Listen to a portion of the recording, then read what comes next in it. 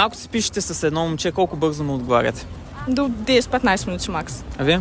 Зависи колко ми е специален. Какво се разбира по-специален? Ако ми е по-интересен, му пишам много бързо, ако не е чак толкова по-рядко. Ако си пишете с едно момче, колко бързо му отговаряте? Зависи. От какво зависи? По принцип веднага, но къде съм, какво правя и така. А вие? По принцип веднага, обаче ако много почва да се превзема, поне 5 минути дали се мисли, че трябва да му ходя зад къса.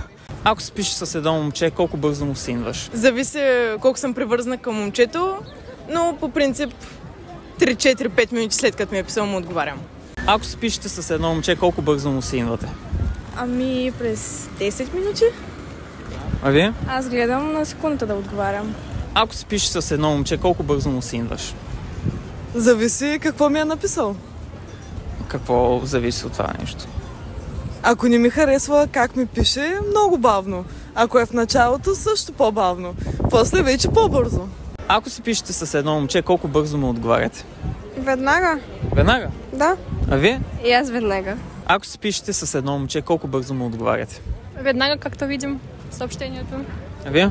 Да, също, което ще видя и което ще ми е интересно. Ако си пишете с едно момче, колко бързо му синвате? 5-10 минути там някъде. Зависи сега кой е. Ако е някакъв по-важен, за няколко секунди мога, пък ако е някакъв дит, не ми пука толкова много и през няколко часа мога. Като си пишете с едно момче, колко бързо му отговаряте? Много зависи кое е момчето, ако го харесвам веднага. А вие? По принцип не отговарям веднага, за да не си мисли, че отчаяно търся интерес, че съм толкова зле и чакам само него, но не отговарям веднага по принцип. Ако си пишете с едно момче, колко бързо му синвате? Ако го харесвам, му синвам възможно най-бързо. Ако не го харесвам и нямам интерес, не му синвам. Ако си пишете с едно момче, колко бързо му синвате? Много зависи колко съм заинтересована и на колко време ми синва той, по принцип.